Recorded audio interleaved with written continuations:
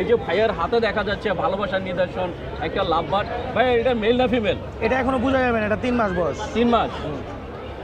ভাই এই রশিটা ছেড়ে দিলে কি হাতে থাকবে না উড়ে যাবে? হাতে থাকবে, কিন্তু যদি আপনার এটা রিস্কের জন্য রশিটা দেওয়া, একটা বড় পাখি যদি ওরে অ্যাটাক করে ও কিন্তু একদিকে যদি দৌড় দেয় ওই বুঝবো না ওর মালিক কই খাড়ায় আছে।